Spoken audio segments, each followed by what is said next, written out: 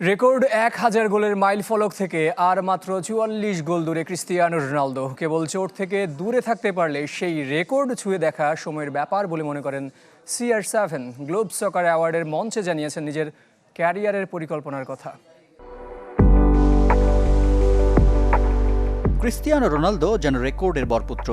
ইতিহাসের প্রথম ক্রীড়াবিদ হিসেবে ছুঁয়েছেন সামাজিক যোগাযোগ মাধ্যমে ১ বিলিয়ন ফলোয়ারের মাইল ফলক, আর মাঠের ফুটবলে ছুটছেন ১,০০০ গোলের ল্যান্ডমার্কের দিকে। বয়স পেরিয়েছে ৪০, তবে গোল ক্ষুধা এতটুকু কমেনি। চলতি মৌসুমে আল নাসরের হয়ে ৪০ গোল, যার প্রমাণ। তার স্বীকৃতিও মিলল CR7-এর।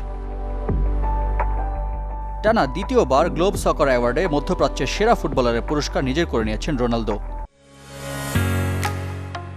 ঢালাইয়ের সেরা প্রিমিয়ার সিমেন্ট এদিন জানিয়েছেন ক্যারিয়ার নিয়ে নিজের ভাবনার কথা। আমি খেলা চালিয়ে যেতে চাই। ইউরোপ নাকি মধ্যপ্রাচ্যে খেলছি তা নিয়ে আমি ভাবি না। আমার লক্ষ্য স্পষ্ট, যত বেশি সম্ভব ট্রফি জিততে চাই। শুধু ট্রফি নয়, পর্তুগিজ সুপারস্টারের ভাবনা জুড়ে ১,০০০ গোলের উচ্চাকাঙ্ক্ষা। খুব বেশি দূরেও নন। জাতীয় দলের বাইরে পেশাদার ক্যারিয়ারে গায়ে চড়িয়েছেন আরও ৫ ক্লাবের জার্সি।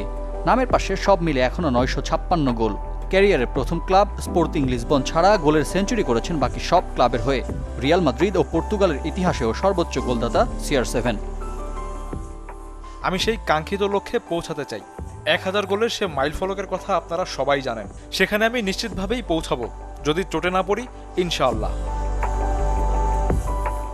শুধু গোলের মাইল ফলক নয়, বিশ্বকাপ ট্রফিটাও একবার ছুঁয়ে দেখতে চান রোনালদো। ৪১ বছর বয়সী CR7 পারবেন তো আক্ষেপ ঘোচাতে? রিফাত হোসেন, চ্যানেল 24।